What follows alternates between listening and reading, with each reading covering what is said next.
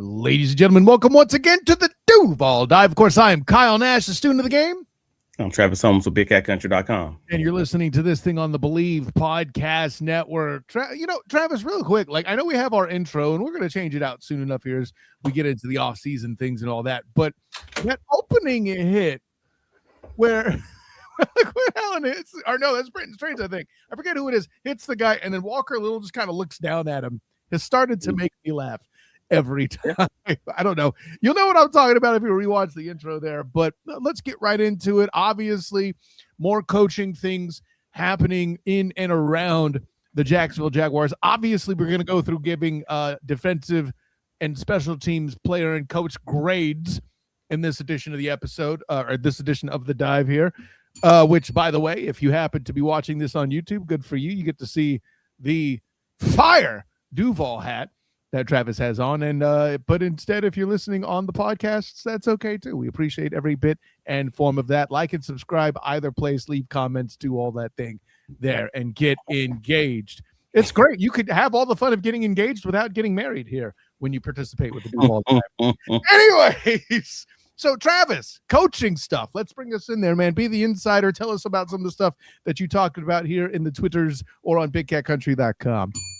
Well, yeah, I mean, if you're keeping it locked into the Big Cat Country 2026 coaching staff tracker, you already know what I'm about to talk about. But if you haven't, get a hold of your life. And I understand it. We get busy. The world is on fire. I understand. But you got Grant Udisky. He's already, he's currently a finalist for the Cleveland Browns job. He has his second interview pending for this Friday, the 23rd. So obviously you want to keep a lookout for that. The Buffalo Bills also requested to interview him. They haven't set the date just yet, but it's coming sometime soon. I mean, maybe even by the time some of you listen to this podcast, if you're not listening live, they may have already had it. But that interview date is to be determined. Additionally, Anthony Campanile, I mean, he's been really busy at this point with his interviews. Officially, the Dolphins' job is closed up, but that stopped nothing for his camp. I know that much. They did nothing but a speed bump, man. Jeff Hapley ended up being hired for the Miami Dolphins, but that don't matter. Baltimore Ravens, another team who was pretty keen to hiring guys with very little experience. Also, completed their first interview with Campanile on this past Monday. So we'll see if he gets to slide through to being a finalist for that role. In addition, Campanile is also a finalist with his for the Arizona Cardinals job, and that interview takes place tomorrow on Thursday, the 22nd. So from that perspective, both coordinators for the Jaguars are pretty dang busy right now, obviously. But then you also have the other one that no one's really talking about. We know the Jaguars already reportedly moved on from defensive back coach, secondary coach Ron Miles. And, that one was reported by multiple sources, and we covered it over at BigCatCountry.com. But then also, as we updated on the coaching tracker tonight, the Jaguars have recently removed defensive back coach Chris Richard from the online roster. No official records, no official reports, no rumored reports have even come out other than saying that Stanford was interested in him being the defensive coordinator for their team as their primary target. But there's nothing out there that says, hey, officially this has happened. He's just no longer on the coaching roster, which indicates that the Jaguars most likely will have a new secondary coach and a new defensive back coach. That's the interesting losses or rumored losses to come as far as the team is concerned. Now, as far as the additions, we got Matt, who goes by Matthew, Araujo, Araujo.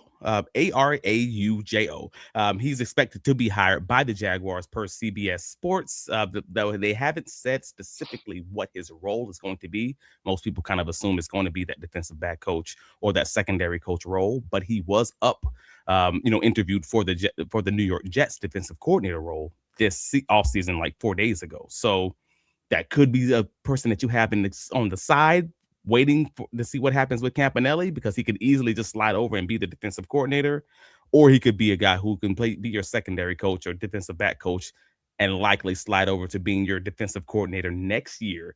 You have a defensive coordinator in waiting, knowing that Campanile is so hot on the streets right now. Like, it's a smart play either way, and that's why I think they didn't decide to announce what role he's being hired for specifically. Because they're still working it out. Robertson Lamington acts in the comments there. You think next season, the past season, Liam Cohen had position coaches work close to both coordinators so they could promote within. Yeah, I one would hope that not only Liam Cohen, but any NFL franchise does that. Obviously, we're talking about your Jacksonville Jaguars here. So obviously the target, but yeah, I mean, one would hope that that's what's happening in there. I don't think that's any shock in that particular space. So yeah, if that will do all of the above for the coaching updates, which by the way, I know I appreciate how you slid in the little it's Instagram official concept of Chris Richard being pulled from the Jaguars and roster there, but that does mean something in this day and age. I'm not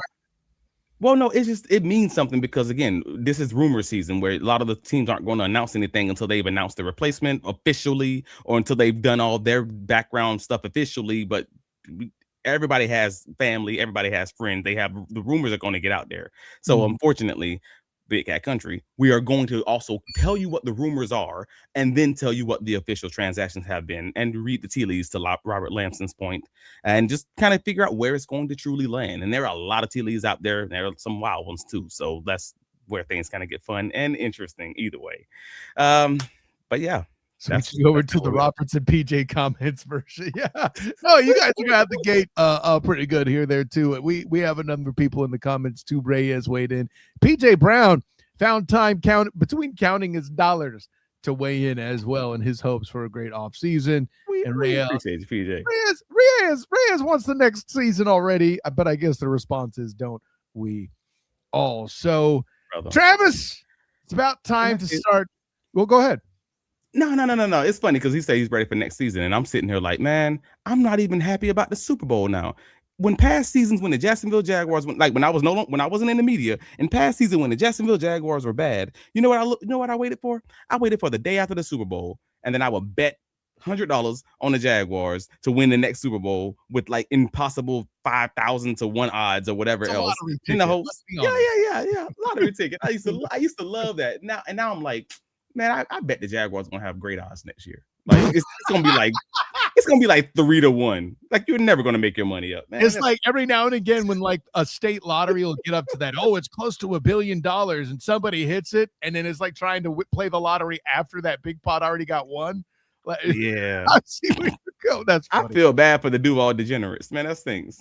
So a bad team and a good lottery ticket, or a good team and a small pot. I got nothing. I don't know. Good team in a small pot. I ain't heard that one ever. I just made it up. You like that? So, anyways, without further ado, let the lightsaber duel begin. On the stage here, we have our tier. By the way, shouts to Tier Maker.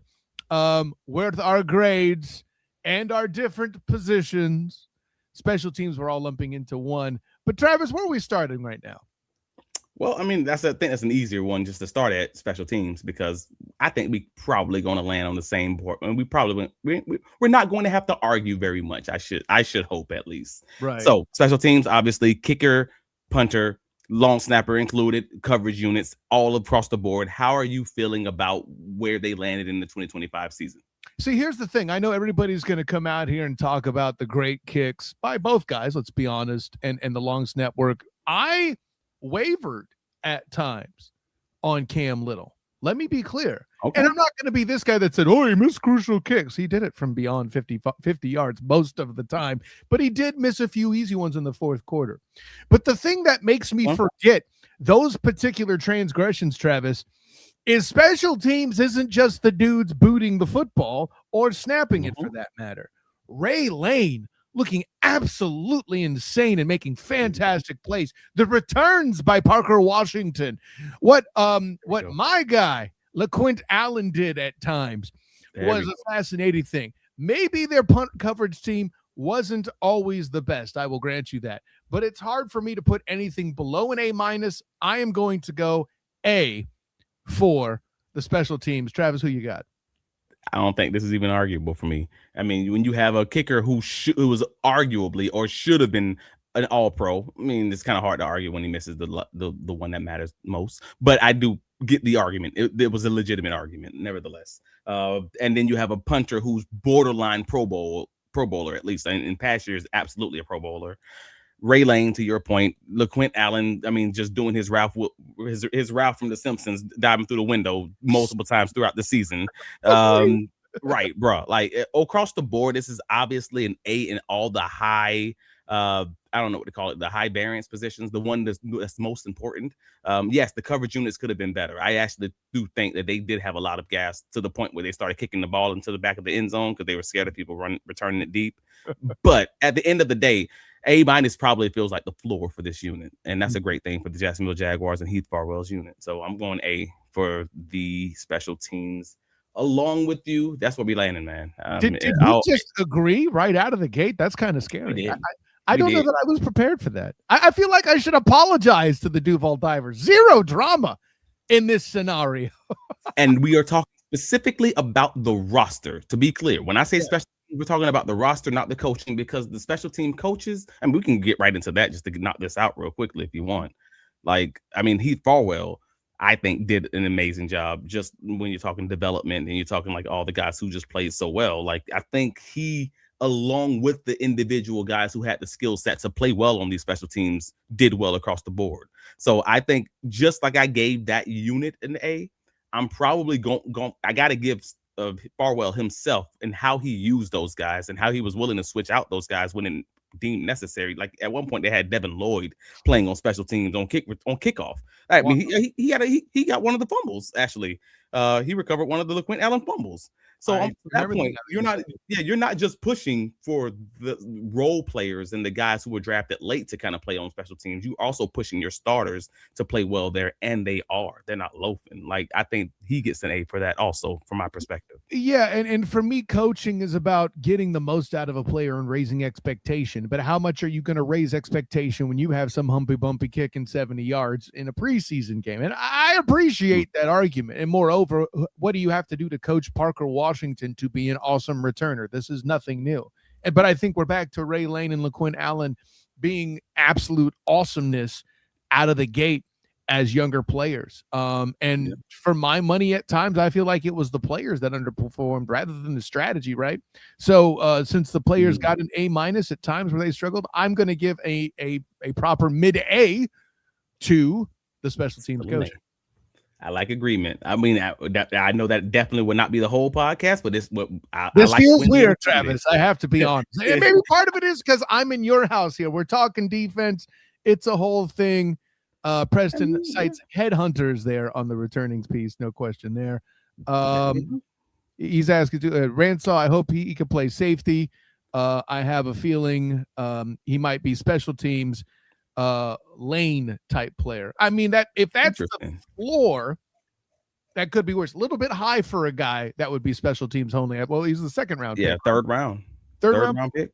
Okay, he was the second pick in the third round. Yeah, the second pick, they traded the second round pick for in the Travis Hunter trade. So you ain't drafting a third round, you ain't using a third round pick for a special teamer. Like I do understand that he's going to need some development, but if by the end of next year he should be your starting safety, hopefully, if you pick the right guy. That's from my perspective, unless he has some setbacks from his injury, which I don't. Or you bring someone in who does better. Throw that out there just because GM be GM. But who we got next on the list there, champion? What's going on? So let's have the fun conversation. Let's start with the defensive line, because defensive line is not just the edges, but it's the edges and the defensive tackle. So let's get into it, because we know how folks are all over the place on this D line. Well, and here's the thing. I know that people are going to come out of the gate and knock the lack of sacks by the edge. But also the fact that this was a leading team in turnovers, in particular, a franchise record in interceptions. That starts with pressure. And listen, Travis, I know throughout the season that I've made the joke constantly about pressures, man. I get it. But without pressures, man, how many of those interceptions do you truly get, right? Before you can pencil whip an offense, one must first whip with the pencil, and part of that whip is the pressure. And Sensei. you like what I did there? Moreover, say what you will about the defensive tackle pass rush. I know it was frustrating at times, but to be the top run stopping defense in the league, it starts in that middle piece. D tackles helped, linebackers were an element. The linebacker conversation is going to be real tough. I know coming up. Because there were some things they did great and didn't, but I don't go too much in that. Hand me a B for the defensive line core. Yeah, that's funny. So it's hard to give them anything. Like you couldn't be realistic. You couldn't be deemed serious if you gave them something like a D. Let's be clear about that. That's too far. Like I don't think you'd be realistic giving them an A. I think that's a good way too. Facts. I think that's absolutely like there's no way with that production on the sacks department, that production in the pressures department, that you'd be able to say this Jacksonville Jaguars defensive line even was a B+ from my perspective. And I know that they were the number one run stopping team in the NFL. And I know that they were dogs in a lot of ways at shedding blocks and not allowing themselves to be pushed back consistently. But hey man, pass rushing is what gets you paid. Pass rushing is what gets you notoriety. It's a passing league, and you got to be able to get the quarterback down. You got to make these guys feel uncomfortable, and you got to be able to sometimes do it in less than 2.5 seconds pretty quickly. And if you can't, it's going to be hard to view you as a B+. Even a B sounds high for me, and I'm being honest about that. Like if it's not a B- or a C+ range, I don't feel comfortable with it, honestly. Like I'm really landing at C+, and I know I'm a harsh grader. But that's how important I give a curve to the passing department. And in the passing department right now, I think most Jacksonville Jaguars fans are pretty much in lockstep. And I would even agree. I would even argue that I guarantee the coaching department and the leadership department are in lockstep saying we need another dang defensive tackle, maybe even 2 in the pass rushing area, because it's that dire as far as our ability to stop these basic average NFL veteran quarterbacks to get the ball. They get the ball out early. Well, and I think a lot of that, C+. So maybe I can lift you up a little bit by insinuating, because if you landed B-, I would, we would know where to put them on the tier and everything would be done. Right. But now we have 2 separate lines, and we're only off by 2 ticks, right? Because I said middle B. Here's the thing, the defensive ends So we can land in the middle is what you're trying to say at B-, and that would be landing in the middle. My C+ and your middle B. I will get that. If you're saying I pull your average up to B-, I can live with that. We put them in that B tier. This is done, because again, the defensive ends were so important to the outside run, and any quarterback that held the ball was in trouble.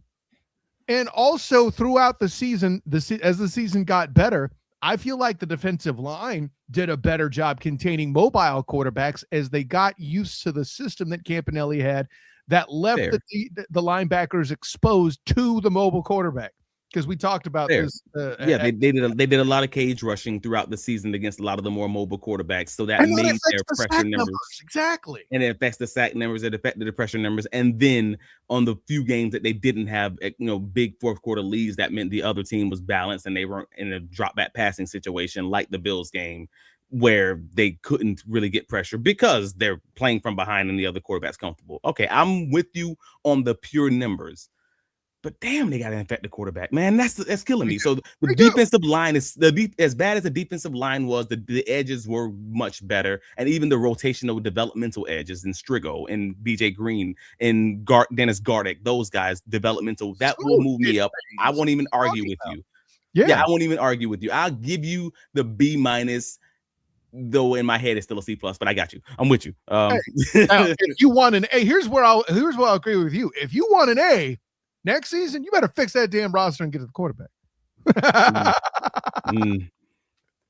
That's it. Sorry. So D-line, B. Even in my head, it's a B-, but we'll go with the B. We'll say it out there for everybody to hear on the podcast and witness on the Duval Dive YouTube channel that Travis was reluctantly pulled up to a B- from a C+. The record is wait. What are these guys saying? I want to make sure before we move on too deep. So and let me jump up here too. Somebody dropped Mason Smith in here as a diss. I knew they would, and they're not wrong. Let's see. DTs went downhill after Armstead got hurt. They did. They fell off a cliff after the sack numbers, the pressure numbers, all of it fell off the cliff. And that's weird because they also still played some of their best opportunities to get sacks, like the worst teams and some blowouts even. Robert has B+. I think that's too much. Reyes agrees with you. C+ overall. Here we go, Reyes. I trust the scouting department. I think we're going to find those diamonds in the rough that can contribute immediately. I do too, but as we talk more with the draft approaching, it'll be interesting to see how they do it without draft picks. We'll see what happens there. But Robert says C is in the middle, elite in runs and no sacks. But again, I think that take just ignores the fact that they forced interceptions. Go ahead, Travis. But you just said something important, because the reason we're doing this grading now, because a lot of people just skipped over this stage of grading where the roster is. We graded the roster beforehand. We're grading it afterwards as we go into the draft and as we go into free agency, so we can know how you feel about the roster, so you can probably easily identify where they should be adding guys. But first, we need to know where we are. This is kind of figuring that out. Timmy Devil doing crazy things. Need 3 defensive tackles, in my opinion. I'll put it this way: depending on skill level, I wouldn't hate it. It would depend on what you had to give up for it. Preston, get some hard to find defensive tackle pass rush. The rest of the run D will keep us as a seriously good run defense. Sacks, end drives at a higher rate, putting offense in bad passing positions to get a pick. See that, and that's the thing though, and it's that fine line. I'm not going to tell here and say never get sacks, but if you get sacks, you're not getting interceptions. It's a fascinating thing. But if you get a sack in an early down, a higher chance for an interception when they're trying to force it on third is a thing to talk about. There's a whole lot to unpack there. And then I agree with Reyes here. Mason Smith not taking a step hurt them. And a good point by Robert. Not enough people talk about this in general. Keeping linebackers clean matters across that defensive front. I think that's a great point. No, that's fair. That's a good. Hey man, I'm generally in lockstep with you guys, and that's weird to say because I love to argue. I like to fight. You know what I would argue? I would argue that we have among the smartest comment base in Duval media. That's the part where we're working against us. We have too many damn ball knowers in these comments. No, don't you dare hit the exaggeration alert. That's a fact here at the Duval type. What's the next position, Travis? Let's do this. All right, man. So we get into that linebacker conversation. You think it's going to be a difficult conversation. I think it's going to be actually moderately easy, but that's me. But I would like to go first, just so you don't bias me in I want you to drag me out of those because I'm the guy that was too hard on the linebackers when we graded them with friend of the show, Jamal Saints here. Please start it off for us, sir. No, I mean, the fact of the matter is we didn't know what we had in Devin Lloyd. Like, folks, heading into the season, that was the huge question. And he killed it in very many ways. Like, he was physical at the point of attack. He wasn't running from contact as far as that's concerned. Like, you can see that on the film consistently all throughout the season. You weren't seeing the loafing, on those occasional opportunities that we would see in our film reviews in the 2024 season. None of that. You got Foye Oluokun, who was continued being his normal physical self, averaging whatever it was, like 8 tackles, 9 tackles a game. Another 100 plus season. I mean, right? Yeah, another 100 plus tackle season. I didn't look it up. I just knew it. You got to know it. If you say that, you're going to be right nearly every year unless he has serious injury. That's what it is. And then depending on how you want to view Dennis Garnett, because I know he's technically a stat linebacker that rushes, whatever you want to consider that, whether that's edge or whether that's linebacker, I kind of just put him in a mixture of half and half, whatever. The linebackers played well. They weren't the defense's deficiency. That's kind of where I'm leaving that. Like, even in the spot duty when Ventrell Miller played, whether that on special teams and also in reserve for Devin Lloyd being hurt, he played well, and he wasn't like this guy circled on the whiteboard every week, if that makes sense. It does. I can't see another way that wouldn't be considered an A. You got one guy who's like prototypically a tackle merchant, and not in a bad way. I mean, like, just truly a machine at tackling guys in Foye Oluokun. And you have another guy who's literally shutting down the middle of the field from opposing offenses in the passing game until he gets hurt. And then when he gets back, he does it again. And they just continue leading, like, second in the NFL in interceptions in Devin Lloyd. There ain't another grade but an A. I might even say A+. I don't know. And I don't think I'm grading on a curve in saying that, but I want your opinion. I'm not prepared for A plus. Though I man, listen, I'm not saying they should get a low grade, right? I think the floor is a C, and that's really being a hater. If you want to blame some things on there that may not necessarily. Oh no, I'm not going there. Take it easy. C. Hold the hell up. I said the floor is a C. I'm not putting it there. Okay. Relax. Okay. No, I no, hear no, you. no, no, no, no, no. Put the I hear damn you. thing down. Um, I'm at B plus A minus just because I feel like the D tackles did a lot to help. I think the point was made very nicely here. Robbie mentions the D line is a C, need dominant edge rush either side. That's all a great point. Yeah. But and I'm trying to find the comment now. Crap, I lost the comment. But the long of the short is, while there were elements, while they took a step back when Eric Armstead's missing, that's cool. Yeah, I feel like trying to balance and stop the mobile quarterback and contain that underneath was a challenge early in the year, and they overcame it. They got better. I mean, heck, the pencil whip interception, I have no better way to describe it, of Patrick LaVon Mahomes II itself is proof that this group evolved. But, and I'm not going to grade him entirely on one game, but I was it the corners or the linebackers you felt worse about playing Buffalo? I think that's a key question too. But see, Buffalo. Yeah, see, there were some moments where the linebackers made you go, but there were too many. But the line in the run game, they were just ridiculous. They were hair on fire the entire game, and I do mean both of them, not just Foye. Like, but they were on it against Buffalo. And I didn't think that. No, I felt way worse about the defensive backfield than I did about the linebackers against Buffalo. And I thought you'd say that too, considering that the Buffalo tight end struggled a lot more than you would expect, right? Yeah. If you want to pull me from B plus to A minus, I'll allow it. But yeah, I'm thinking A minus, bro. I'm thinking that if you're okay with it. And again, I don't want this whole thing to land on where everybody's an A, because I know that's not going to be what it is. But that's how where I am right now. Were these parts of the team this year to the success of the Jacksonville Jaguars? Parker Washington getting return touchdowns, decided games. Turnovers, decided games. Of course, these cats should get A's. They were a big part of the Jacksonville Jaguars' success back when the offense was still struggling. How the hell do they not get A's, Travis Holmes? How? That's it. I mean, they were top of the league in interceptions, near the top of the league in, well, I mean, near about it. They were the top of the league in run stopping. It's very difficult not to consider what they did up front. The combination of what they did up front and the linebackers, to that original point, keeping the linebackers clean. I get it. You're right there too. So they can scrape to the ball, make plays, and just be athletes in space. I got you. But no, you can't consider that anything but an A when you just look at it across the board. One guy dominant in one area, other guy dominant in the other area, and they're number one in the league in run. There are no negatives. I mean, someone in this comment say, there you go, Reyes. Lloyd killed it so much the Jags won't be able to afford him. I think there's factual. At least one other one that says that. Yeah, that's going to be a real damn problem where we have the conversation of Etienne versus Lloyd, and the unfair advantage is Etienne because his quarterback in college is playing with him.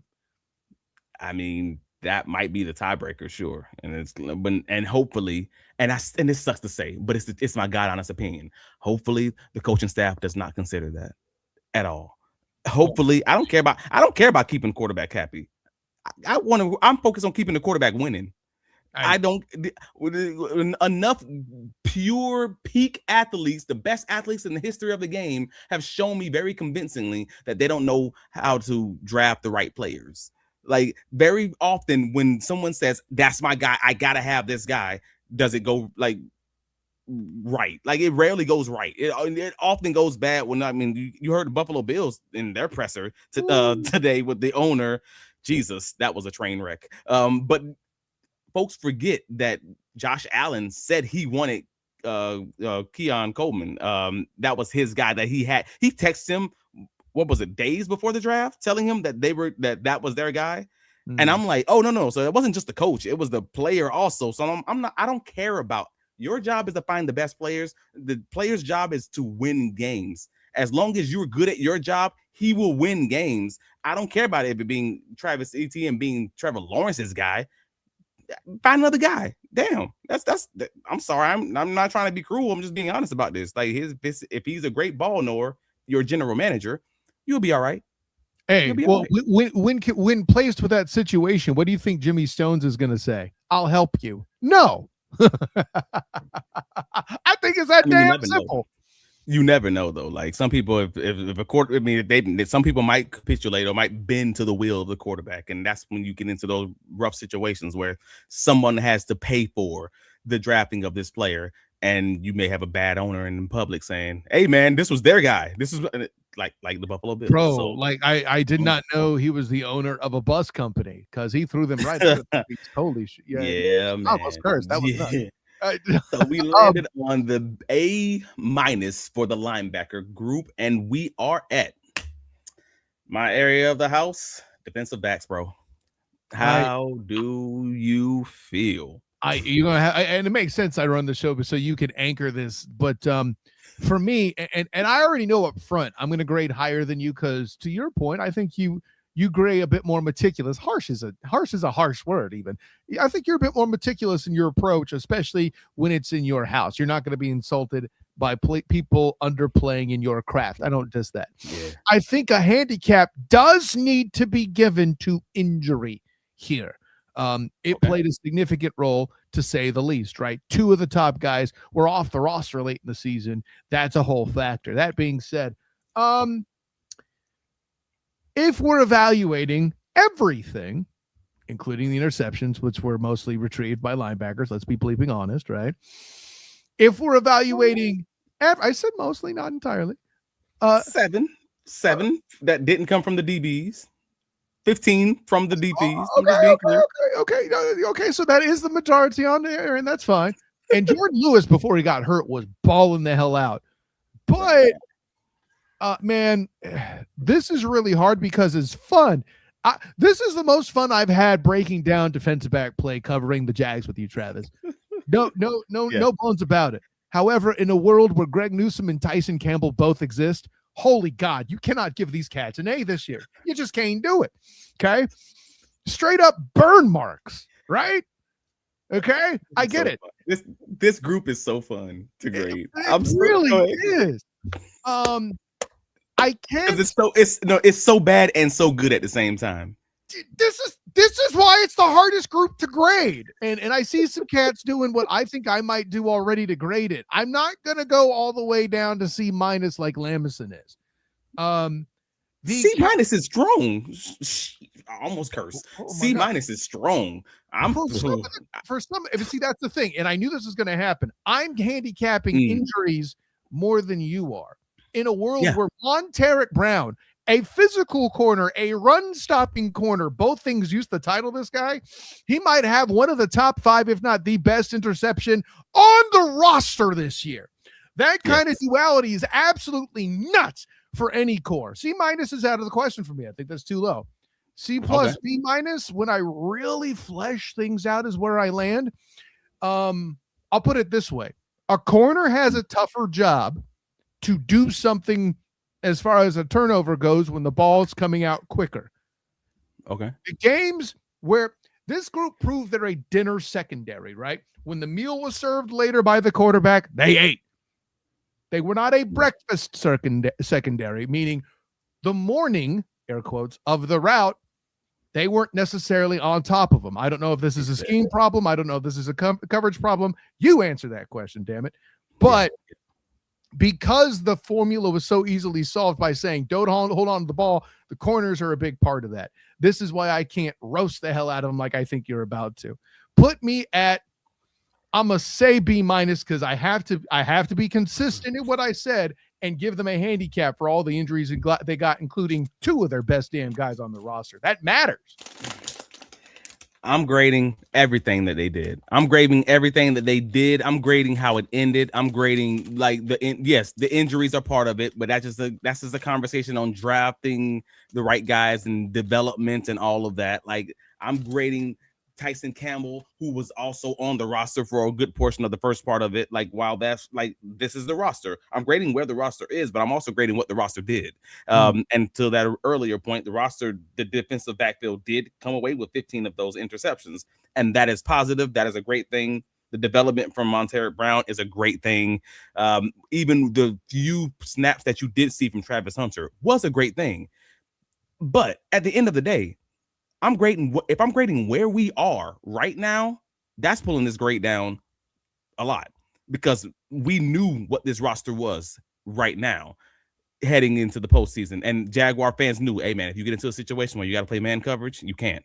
You just aren't going to be able to. And I think that's why the Jacksonville Jaguars are not playing right now today, or not practicing today, is because they could not put these guys into a press man situation. Because let's say Montaric Brown, for instance, is not going to be able to run with these Buffalo Bills wide receivers, despite the fact that these guys aren't really like explosive in that way, but they're good enough to beat you. And that's problematic. The same way with even Jarian, for that matter. Like, Jarian's great, but you don't want to put him in press man in every snap, especially when the game on the line, fourth quarter, something along those lines. Like, they are deficient in the ways that matter when the game's in crunch time. And I can't see a scenario where a B- is appropriate. Hell, I said a C+. I see there's an argument for a D+. I'm not making it, but there absolutely is one there. I'm being real with you, bro. Like, the linebackers destroyed. The safeties at one point in the season were horrendous, and then they got great. And I'm going to right. So I'm going to talk about the fact that it was both. You got Antonio Johnson, who ended the season incredible. Shout out to him. That's great. But you got early in the season when you got Dewey Wingard out there getting beat by like 3 weeks in a row, and that was a problem also. So I'm grading the whole season. Then all right, cool. I'm going to land at. Unfortunately, I got to give a C. Snap. You know what? And there's something I got to amend one of my trains of thought, like an idiot. And then this is my fault for not paying enough attention. Wow. You're lumping the safeties in. They're not a separate group. Suddenly, I know why you're looking at me so side-eyed for a B. I'm looking at me side-eyed for a B. If you're including the safeties. DBs is DBs. Yeah, man. Yeah. You ain't wrong. I read CB when I read it. That's my problem, right? He's not wearing his glasses. Yeah, if we separated this thing out, that'd be a lot easier. I wonder why everybody was talking about Dewey so much, and like Dewey catching heat in the comments. Like, I feel bad showing it, but never mind. I'm up to 5 Dewey hater comments here. It's crazy. So then where are you landing if you acknowledge that safeties are also part of this conversation? Like, so I said B-, then they're straight up C. I can't take it all the way to a D. But they're a C then if we're adding, right, because the developmental guys are going to bring you up, obviously. And I don't think there's a role where you can realistically say that there is a D, but you can also acknowledge that a guy like Greg Newsome may not necessarily be on this roster, and that could be a good thing. But you can also acknowledge that a guy like Dewey may not be on this roster, and that could legitimately be a good thing. And hopefully adding a guy like a Caleb Ransall back into the fold, who hopefully plays well, or even adding another rookie, can hopefully like raise this group, because you still definitely need another corner with more speed. And I think that's the problem. So I'm landing on C. It sounds like you're landing on C. I am. We can go with that. And it stinks because I would hate to. I don't know if is there. And maybe I should say this: is there any group on this team? Well, maybe not the team, but on the defense that deserves a D. Like there's a good argument that you can say is a D. Like I'm wondering if I have to separate them out. If the safeties by themselves disappointed you enough, you can make an argument, is what I'll say. Oh, no, you can make an argument for the corners. Well, no, it's because you see, here's the reason, and I'm using your own logic against you. You're taking a picture of where the team is now. Thing is, Jordan Lewis and Travis Hunter are on that roster, and you're not accounting for them in any of your evaluation. So. Hey, man, Jordan Lewis fell off towards the end of the season before he got injured. But basically from that Rams game, there was some questions. Like it was a little up and down for a few weeks, and then he got hurt, obviously. And then Travis Hunter was great, and he showed great promise.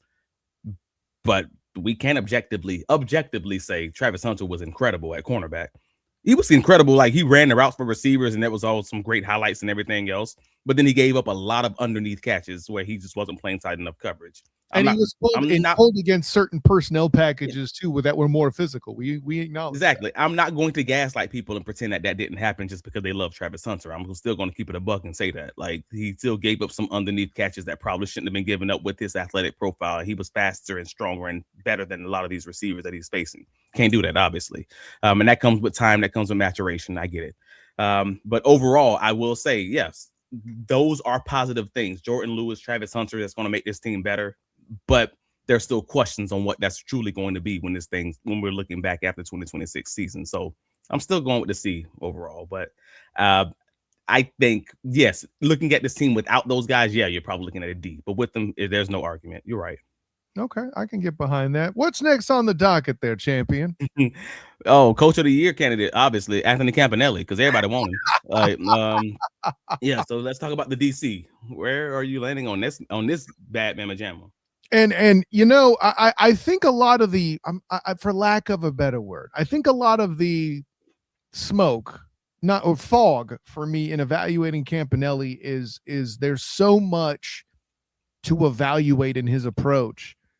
I feel like I have to watch film as often as you do, which I don't, to really grasp all of it. So I think I'm a step or two behind. So what I can do is take the facts of the case. Your expectations were low thanks to the hockey coach. Shouts Ryan Nielsen, right? You took a team that was playing an all-pro defensive tackle at defensive end 61% of the time, and it was among the lowest in turnovers, specifically fumble recoveries, in the league.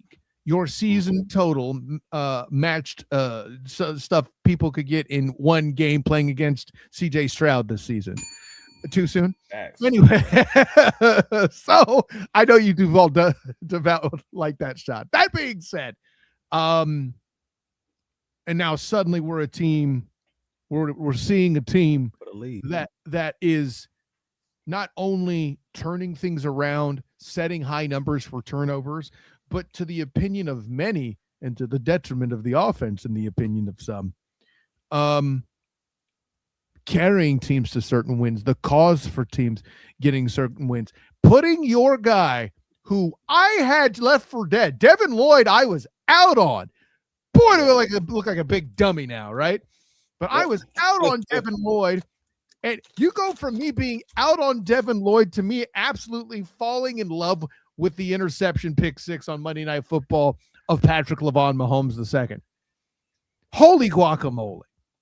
I know there were some risks in there. He has a style where he's opportunistic, and there were some things that he gives up that you pointed out. I got A- for Anthony Campanile this season. Yeah, man. It's hard for me not to give, like, I can't go, I'm not going to say A+ because I feel like that's just being a homer.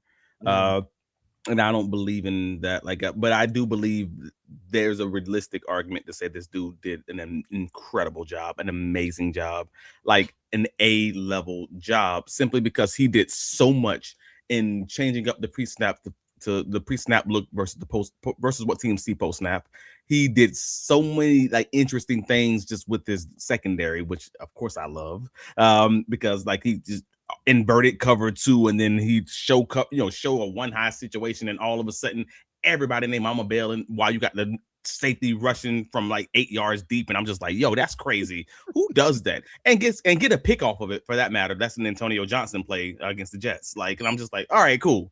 This dude's out of his mind, and I love it. It's sort of like an offensive coordinator, mad scientist. He's Ben Johnson of the defense, and I do truly say that with all the respect intended. It's hard to turn the defense that was in the bottom 5 in the NFL in run stopping 1 year into the top run stopping defense in the NFL the next season. Brother, there is no argument to say this dude is anything less than a solid A. And the only reason I'm not saying A+ is because I still think he did have those personnel limitations. I just would have preferred them to end the season getting bombed up or making the the offense complete a long catch. I'm talking about that Buffalo Bills game. Frankly, that's the only thing that held me back from this being an A+, just because I thought they should have just played a little more press coverage. And if Josh Allen beats you deep, then he beats you deep. But you got to allow your defensive line a little bit of extra time to trying to get him on the ground and make him be Superman. And unfortunately, they played a lot more off coverage, and he completed nearly every damn throw. That sucks, man. That's a second way. It's a second way to go out. Yeah. So A for Campanile. A for Campanile. Just C. A for Anthony. There you go. Yeah. By the way, here's the thing. The way I know Campanile had a good performance this season, even our favorite frenemy in the comments gives him dab. Timmy Devil says it has to be an A-. There you Timmy go. Devil with an A-. That means I need to go up to A+. That means I'm drinking too low. Lord.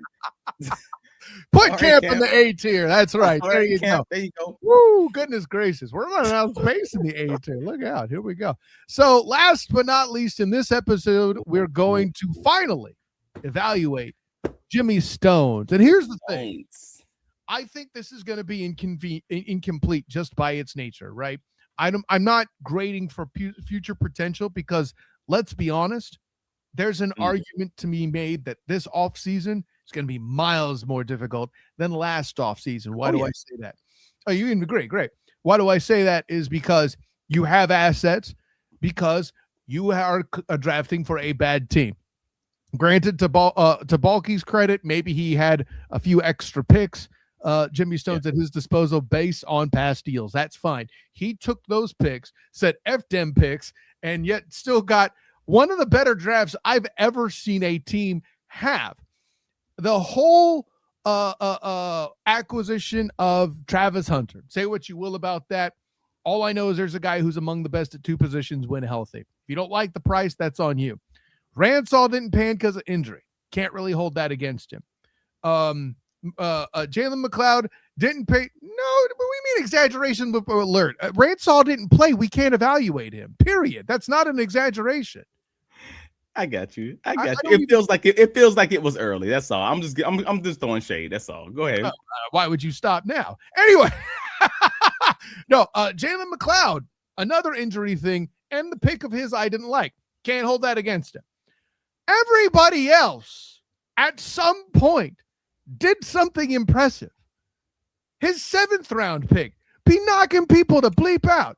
His 6th round pick in Jonah Maheim may not have been perfect, but stepped in for Robert Hainsey and did a pretty good job. Wyatt Milam, not looking bad at all, in my opinion, for where he's at right now. This is what makes evaluating this so hard, right? And let's not even forget all the free agency ish he did throughout the year to upgrade this team. Jacoby Myers is a thing now. Holy guacamole. Yeah. So for me, I don't see a world where it's below A. I see some other grades coming in the comments that may not agree with mine. But for right now, based on this year's activity, I don't see how you pick anything lower than an A. I don't get it. All right. Yeah, Tim Patrick as well. I forgot to even mention him, Robert. All right, so we will acknowledge the trades, like the Tim Patrick trade, and knowing that you came into the season with an incomplete roster, knowing that it was likely going to be a 2-year build. I will meet you there because I said that early on, and I don't want to have revisionist history just because the roster's not what I think it should be 2 years down the line when we're not 2 years down the line. Like, I'll be honest. It's full Kobe Bryant mode. Job's not finished. I will meet you there. But I will also say, like, I'm grading the job that he did, not necessarily where the roster is right now. Okay. So the job that he did in reacting to what he saw, I will give him an A for immediacy, I guess we'll say.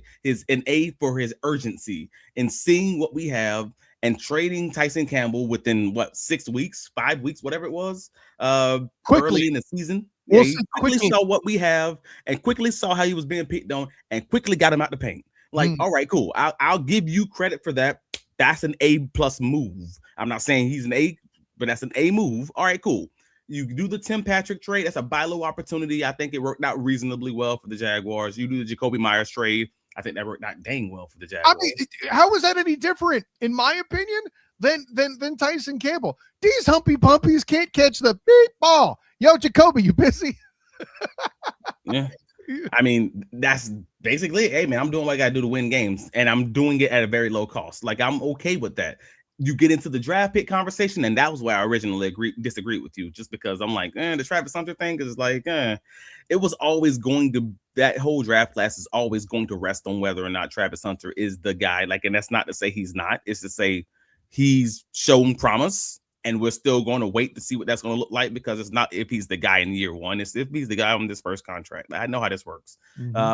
But it's hard to argue that they got a lot from this draft class. They didn't. They got some from this draft class, and that's cool, and it's a great thing. But the expectations for Bashaw Tootin, the expectations for LaQuint Allen, the expectations for these guys that's not named Travis Hunter were obviously much lower, because of where they were drafted, right? So like they were able to contribute, and that's a great comment. That's a great compliment to James Gladstone, great compliment towards the coaching staff.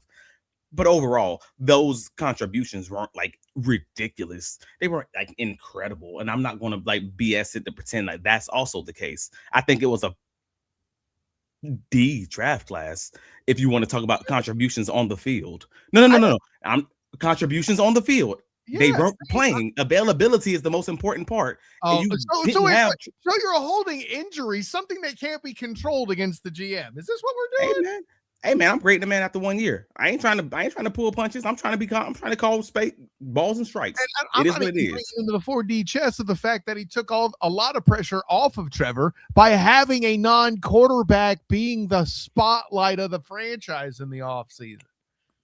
Again, I'm clearly the one that often said I did not think that this was a James Gladstone offseason. I'm the person that asked James directly to his face about the JAR system and about the fact that he's going to actually implement his own system and have his own scouting process and his own nuances and all of that this upcoming season, something that he didn't have last year. So I'm giving him all the passes and why this shouldn't have worked out. I'm giving him all the passes, but no. But in grading what it was, I gotta still grade. I can't BS you and say this was better than what I think it was.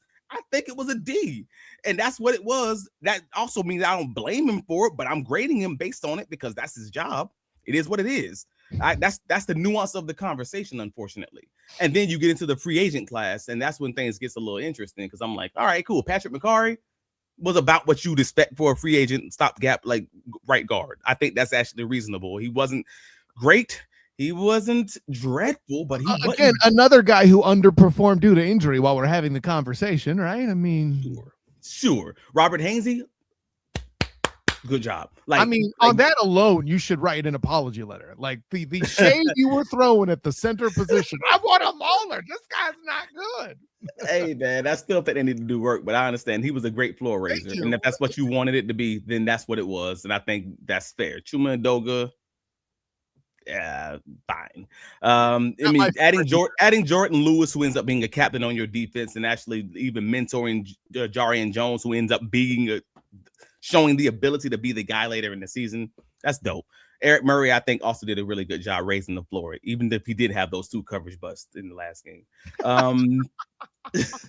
Hey man, I hate coverage busts. It grinds my gears. I'm sounding like you got past a neck injury. You busted 2 coverages. Hey man, did that hurt your legs? Because you were out of position. I don't know what to tell you. Anyways, De'Ami Brown was. I think you're hating. That's just a great response to it. Hey man, De'Ami Brown was crashed and burned, and just I don't even. That was rough. And but the 2 tight ends. That's the thing. He moved off of it quickly. That matters. Okay, if you're Trent Bulky, you're still trying to cram. I know I'm setting the bar in hell when I make that comparison. That bar is in hell, boy. That bar is definitely 6 feet so under. Many GMs make that mistake to not move off mistakes quickly. That's fair. All right. I'll go with you. It's not. Robert even gives a little credit for Jacoby. Oh wait, but thank you, Robert. I'm actually with you. I mulled it all over. I'm going C. I think that's actually reasonable, and it sucks. So okay. So here's the thing. All right, I said A. You said C. That middle tier is looking pretty tempting to put right next to his D-line. I can't give a GM a B based on his ability to move off of the moves that were previously made by also him.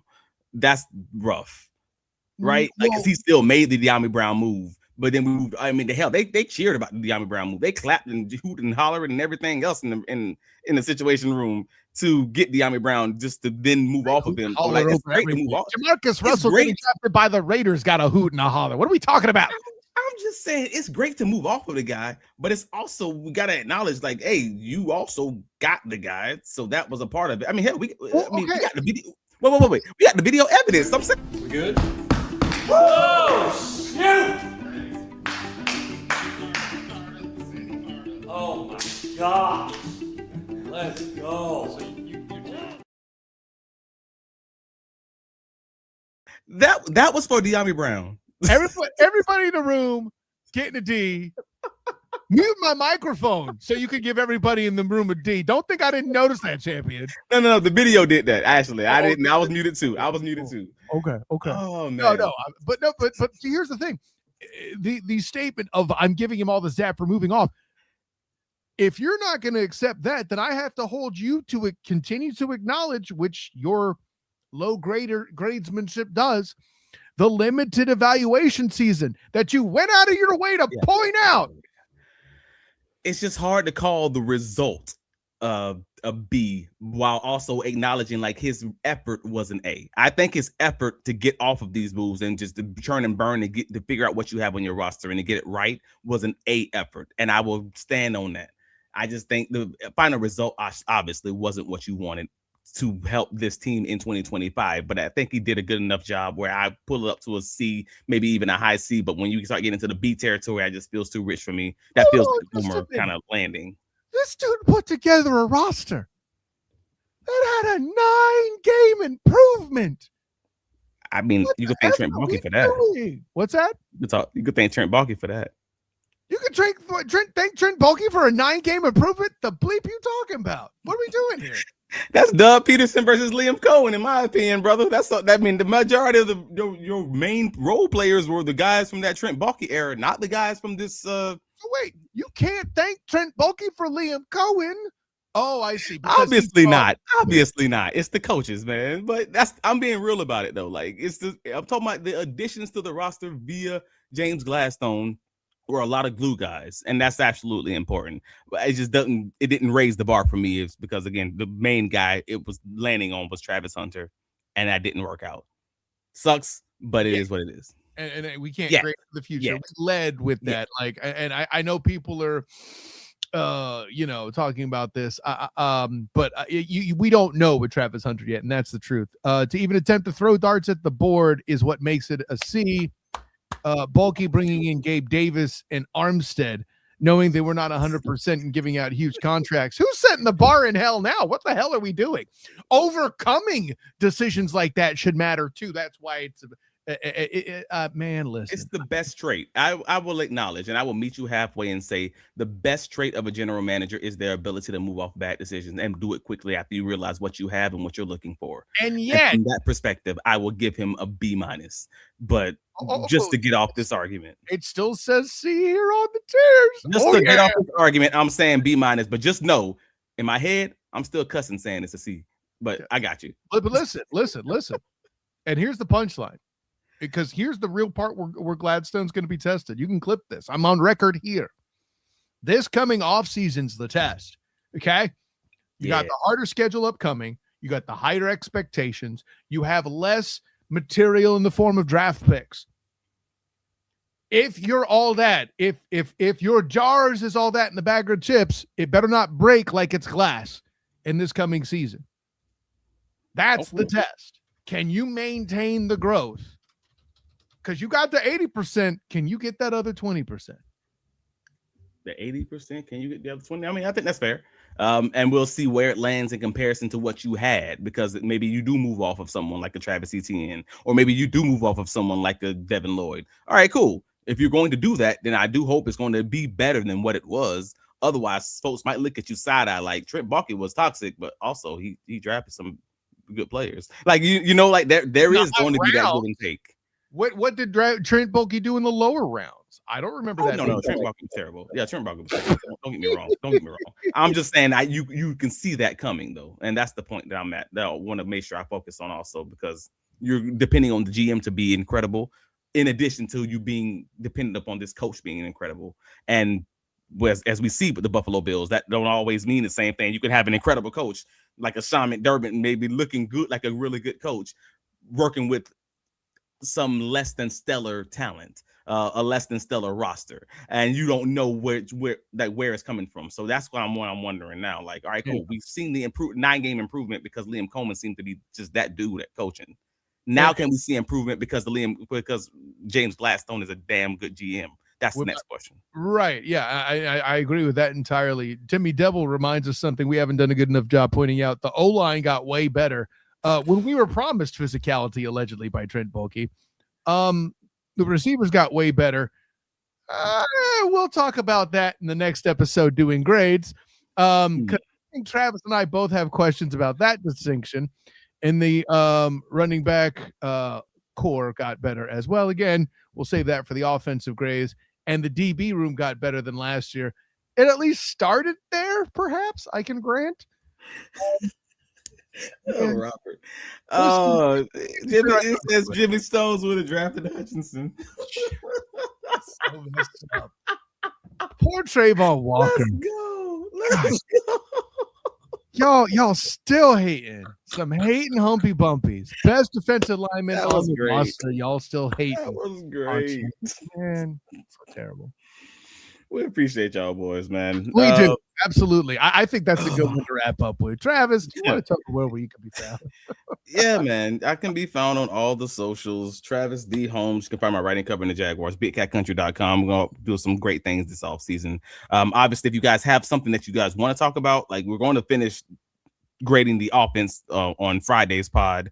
But yeah, this is off-season time. You know what it is. We're going to have the grab bag out there. Let us know what you want to talk about, whether it's in the YouTube comments, whether it's on the Duval Dive TikTok or the Duval Dive on X, or even Travis Holmes or Kyle, the student of the game. What is it? At STOG? At the SOTG. That's right. The SOTG. Yes. There you go. My bad. On X. Just let us know whatever it is you want to talk about. And if it's a good enough subject, man, we'll have a whole segment, maybe even a whole pod talking about it, because this is that time of year we can get fun and have some real conversations. Maybe it's to give some life advice. I don't know, man. Talk to us. Let us know about that. Yeah, we can help you out. Just don't do anything too crazy. Of course, stay off the news. Yeah, that's right. I am the student of the game, Kyle Nash at the SOTG. I'm on Twitter, not X, because I have a family. Sorry, Travis.